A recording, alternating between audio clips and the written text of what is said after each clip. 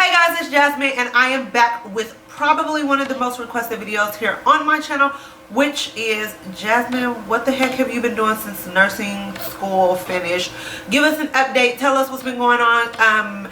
We want to know, tell us. So I'm like, okay, let me go ahead, sit down and do a nursing update. I do want to do more focused nursing videos, and I will.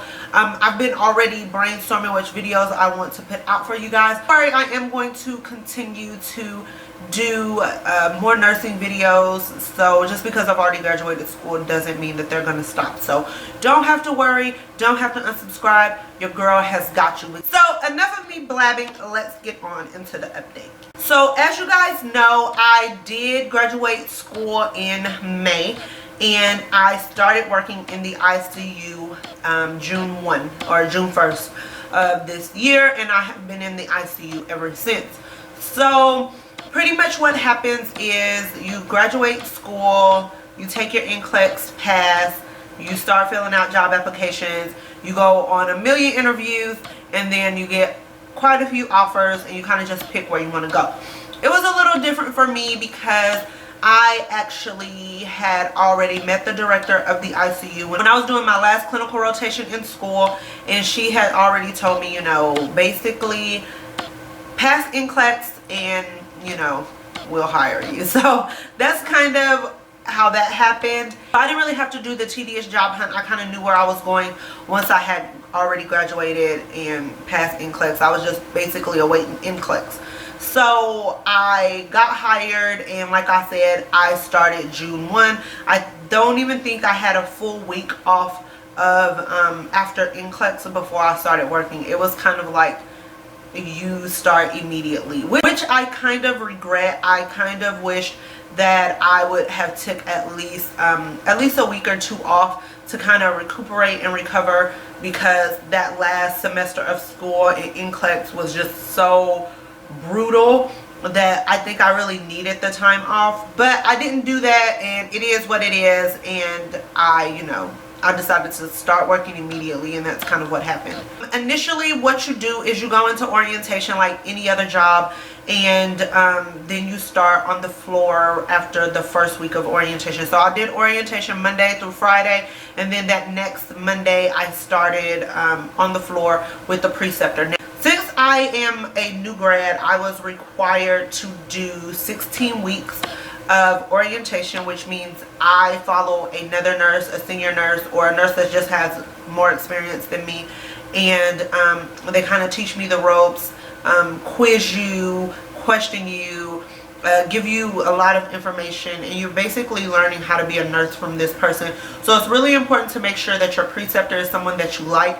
And if you start off within the first couple of weeks and you realize that your chemistry just isn't meshing, let your director know, because you definitely don't want that conflict there when you're trying to learn your job. And people's lives are at stake, whether you're in the ICU or you're on the med surg floor, whatever it is, you kind of want somebody in your corner that's going to have your back, and you guys get along, and you spend 16 weeks with this person. So I had to do the schedule that she had, and my preceptor was freaking amazing. She was so nice. I actually met her when I was still in school. So sweet. She didn't even know she was going to be my preceptor. I just kind of went there one day and was like, hey, I'm going to be with you for the next 16 weeks. But I was actually only with her for 13 weeks because she ended up accepting a job elsewhere. And I went with another gentleman who has been a nurse for so long, and he is so smart. He is like the smartest person I've ever met in my life. He is so calm. He does not belittle you. I had 16 weeks of orientation, and then within those 16 weeks you also do 12 weeks of ICU classes. It differs for med surg, just like orientation differs for med surg. Level of nursing that you go into, it differs for everything, so you just have to kind of keep that in mind. So ICU classes were just like basically being in school again. You go over like hemodynamics, you go over phlebotomy, you go over like central lines, and it kind of teaches you or reiterates what you've already learned in school, or if you have not been exposed to it, it gives you some kind of exposure. I think that we should have had ICU classes and then went on the floor instead of being on the floor and then every Monday we had a class, because sometimes there would be stuff that we would go over that I hadn't even been exposed to, so I would kind of be lost. And then once it came around, I was like, shit, I forgot even what we learned in that class. I really didn't pay attention to it because I had never seen it. So that was my little 2 cents on the classes. But like I said, they are informative. It is what it is, and basically you get paid to go and sit in class, so I wasn't complaining. I got off of orientation. You basically still keep the same schedule that your preceptor has, so that way you have somebody kind of to consult if you have any questions. So you still keep their same schedule, you're just getting your own patients now. You guys don't share patients. So my first day on orientation, I got put on call. I didn't even do a full shift because since this was low, we didn't have enough patients to staff nurses, so you get put on call. So that way if like ER patients coming in, or a patient comes in from OR or PACU or whatever, they'll call you and be like, hey, we have the patients now, so can you come in? So I came in around 12 and I had an absolute train wreck. It was a mess. Patient basically was gone.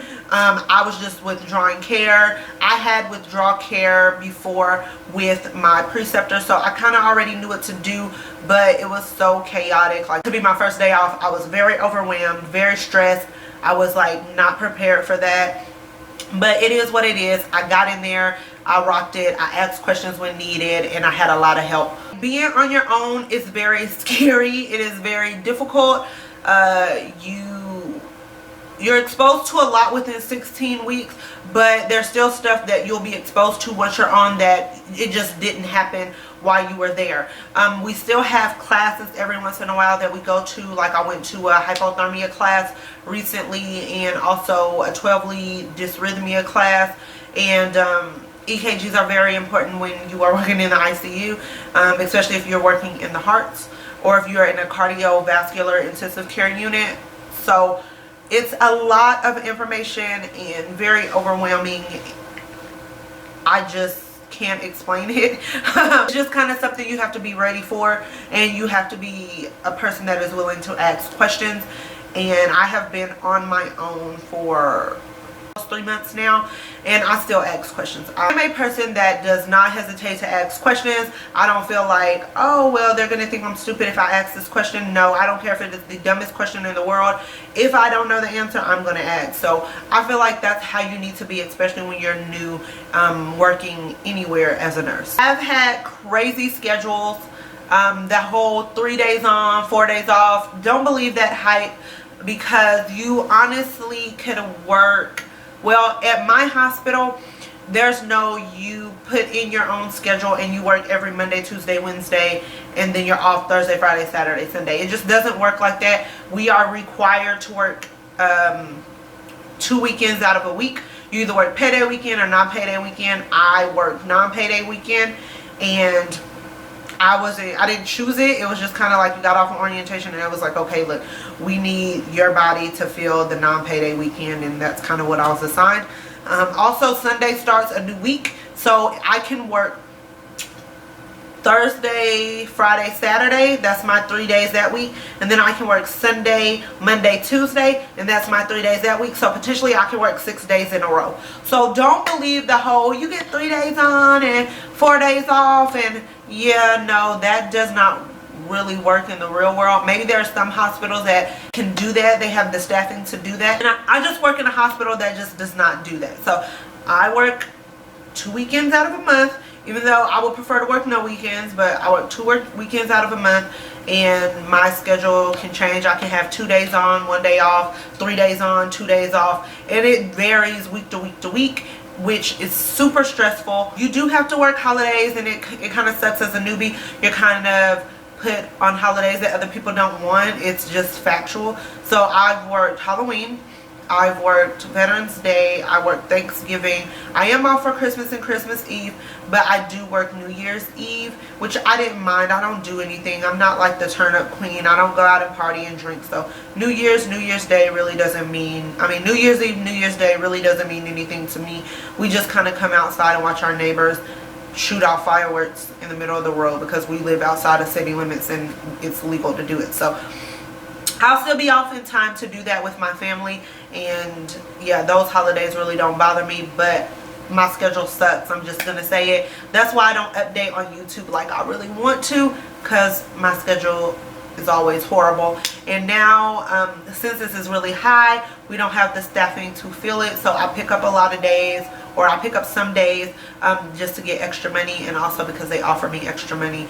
So it's really hard to turn that down, especially when you got to pay student loans. So however, I am finding that I am learning a lot. You will feel like you know absolutely nothing fresh out of school, and it's true. You don't know nothing. We don't get exposed to the nursing life during clinicals. It just isn't. We just do a lot of on-hand things to check stuff off, like, oh, I need you to go in there and insert a Foley, which I've put in so many Foleys, it's ridiculous. But I used to be a phlebotomist. I can draw blood like nobody's business, but I suck at IVs because the technique is different. So I'm constantly like, oh my God, I'm gonna try, but if I don't get it, somebody gotta help me. I mean, I can get them, but I'm just not the best at them, and that's something that comes with time. Whereas when I was in clinicals, I've never inserted IV in a real person, only on like mannequin arms and hands and stuff. So it's really different. You're not gonna know anything fresh out of school. You're gonna feel like you're absolutely dumb, and that's how a lot of people feel. But you're gonna learn a lot, and you're going to basically, I was told by other nurses that you're gonna basically feel like you don't know a lot throughout like your first year to 2 years of being a nurse. So I've come to grips with, there's a lot of stuff I don't know, but I am just open to learning a lot. If there's another patient that is in the ICU that is not even my patient, but if my patients are kind of doing like stable, or I've been caught up with them and I see that this other patient is critical, or something is going on with them that I've never been exposed to, I kind of go and like peek my head in there and you know, ask the nurse to kind of update me or let me know what's going on, or if they're going to do a procedure or something that I've never seen before, like, can I see it? Because I just want to get as much knowledge as I possibly can, and I think that's how every nurse should be. I do feel a little bit more confident in myself. I feel like I'm finally getting into the groove of things. I find that I can finally talk to doctors a lot better. I was a little bit nervous around some doctors at first. Some doctors are very easy to talk to. But there's just some of them that, you know, they're just mean. And you can't avoid mean doctors, especially if you're taking care of their patients. You just gotta do what they tell you to do, and call them with any emergency or any criticals, and you just gotta deal with them. And I just feel like, okay, this is 12 hours that I have to deal with this person, and after that I don't have to deal with him anymore. Unless I come back the next day and then I'll keep my same patients. But for the most part of it, it's kind of like you just got to deal with them. You're never going to go anywhere where every doctor is nice. You have more docs that are nice than you have docs that are assholes. But you have asshole doctors. That is pretty much my update of what's been going on. I am going to do some more topic specific nursing videos. I have a what's in my nursing bag video that's going to be coming up soon. I want to do that Q&A, so leave me any questions below. If I don't respond, don't feel bad. I'm just saving all the questions so that I can put it in the Q&A. And if you have any nursing requests like makeup, because half of the time I go to work with no makeup on, but if you want to see like a quick what's appropriate makeup look, I can definitely do that. Or if you just have any requests, leave them below. Also, I wanted to let you guys know I no longer have the template. I get a lot of requests asking me for the nursing school template. My computer that template was on crashed, burned, died. I no longer have it. I have a new laptop which is just as sucky, and I actually need to get a new one. But I no longer have that template. I don't have it saved anywhere. I was looking through my emails to see if maybe I forwarded it to somebody and it was still saved in an attachment. But I just no longer have it, and I really do want to apologize. But yeah, I'm sorry about that. Alright guys, bye.